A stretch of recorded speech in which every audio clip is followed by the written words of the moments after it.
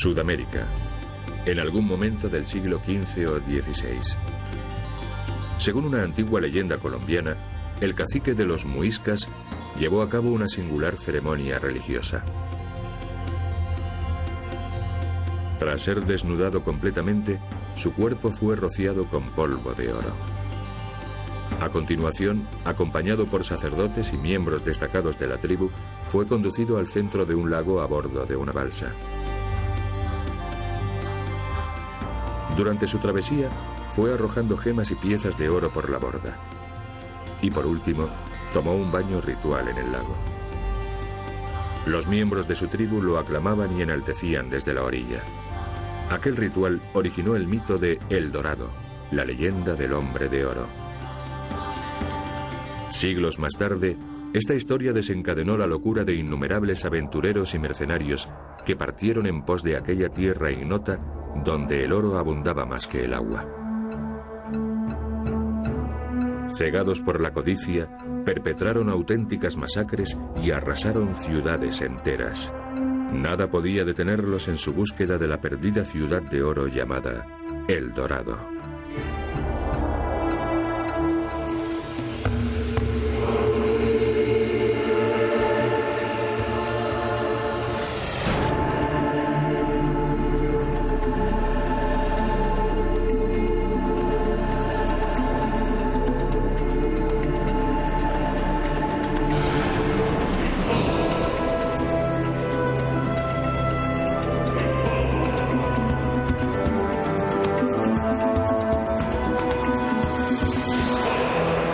Secretos de la arqueología. El Imperio Dorado de los Incas. Oro, el símbolo supremo de la riqueza. Ya en el antiguo Egipto, los artistas que trabajaban para los faraones empleaban este metal precioso para realizar obras maestras, como la celebérrima máscara mortuoria de Tutankamón. Los romanos sentían pasión por el dorado metal. Después de una conquista, sus legiones regresaban a Roma con todo el botín en oro que fuesen capaces de transportar. Al final del gobierno del emperador Augusto, en el año 14 a.C., las reservas de oro del Imperio Romano ascendían a 14.000 toneladas.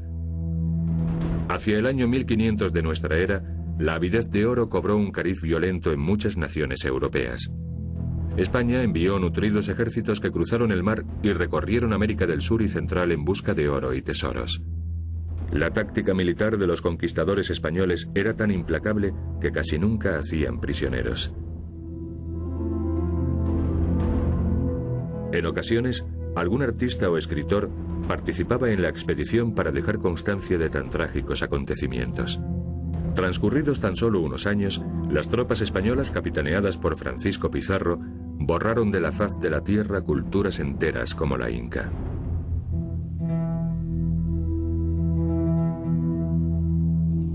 ¿Quiénes eran los incas? Sus orígenes se pierden en la noche de los tiempos.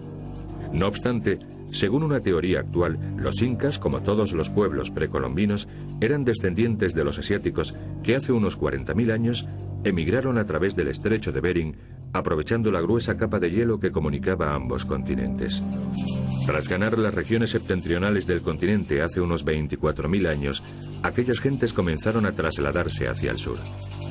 Gracias a una serie de utensilios líticos hallados recientemente, sabemos que los pioneros arribaron a Perú hace unos 18.000 años. En las más altas cumbres de los Andes, fundaron una poderosa y avanzadísima civilización. Cómo lo lograron sigue constituyendo un enigma. El vocablo quechua, inca, significa gobernante, caudillo. Sin embargo, originalmente debió de ser el gentilicio de una tribu que habitaba los aledaños del Titicaca, un lago enclavado entre las modernas naciones de Perú y Bolivia, que por aquel entonces se consideraba sagrado. La gran masa lacustre, que se sitúa a una altura de 3.800 metros sobre el nivel del mar, es el lago navegable de mayor altitud del globo. Posiblemente, el paisaje siga siendo tal y como lo conocieron los conquistadores. Los indios que aún pueblan estos parajes continúan navegando en balsas idénticas a las de sus ancestros. Sus embarcaciones están confeccionadas con totora, una variedad de caña silvestre que crece a orillas del Titicaca. Las balsas no son nada duraderas. Al cabo de solo 2 años, la totora se encuentra tan empapada que la embarcación se torna ingobernable y cae en desuso. Como sus antepasados, los indios siguen sirviéndose de la totora para fabricar sus viviendas, lechos y prácticamente todos sus enseres domésticos. Y por increíble que parezca, el mismísimo terreno sobre el que se asentó la población indígena se creó apilando numerosas capas de totora que con el decurso de los siglos fueron conformando islotes flotantes. Al decir de algunos arqueólogos, desde poblados como este los indios emprendieron su migración hacia el norte, donde erigieron Cuzco, la capital del Imperio Inca, hacia el año 1100 de nuestra era. 4 centurias después, el territorio inca englobaba la mayor parte de Chile y Argentina, la totalidad de Bolivia, Perú y Ecuador y parte de Colombia. Su población ascendía a 20 millones de almas. La metrópoli de aquel vasto imperio era la ciudad de Cuzco, edificada en un fértil valle volcánico del corazón de los Andes. Se la consideraba un lugar sacro, un centro de poder. Todas las arcaicas leyendas incas tienen aquí su arranque. Originalmente la urbe se proyectó con la silueta de un jaguar, un animal sagrado de la mitología inca. Su cabeza la componía una ciudadela llamada Sacsayhuamán que albergaba hasta 5.000 guerreros. En el imperio del Inca todo pertenecía al Estado. No se usaba el dinero, pero el pueblo tenía la obligación de pagar una especie de impuesto, la mita, trabajando sin remuneración para el Estado. Merced a este trabajo, los incas lograron levantar grandiosas fortalezas como la de Sacsayhuamán. Pese a los numerosos derrumbes, la gran magnitud y la vastedad de la alcazaba aún resultan claramente perceptibles. Los ciclópeos sillares empleados en su construcción alcanzan un peso de hasta 100 toneladas. Y la primera de las 3 sucesivas murallas que protegen la ciudadela tiene un perímetro de 600 metros. ¿Cómo pudo una cultura que ni tan siquiera conocía la rueda o el carro llevar a cabo tales hazañas de ingeniería? Antes de su llegada, en estas colinas no había absolutamente nada. Tan solo eran tierras de cultivo. Con lo que sí contaban era con 20.000 hombres. 20.000 hombres reclutados por los funcionarios regios que prestaban gustosos sus servicios al Sapa Inca, el único Inca, ya que las cosechas se distribuían equitativamente entre el pueblo. Esta civilización no solo era capaz de acometer la edificación de fortísimas ciudadelas, sino también de ambiciosas obras de ingeniería hidráulica como los renombrados baños de Tambomachay construidos cerca de Cuzco.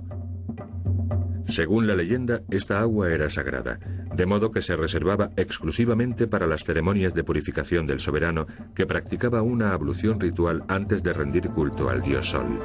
Según todas las fuentes, los incas vivieron en paz durante siglos, mas en 1535 irrumpieron los soldados españoles. Inicialmente, la belleza de estos parajes debió de subyugarlos. Sin embargo, su codicia de oro y riquezas los impelió al saqueo y la masacre de la población nativa.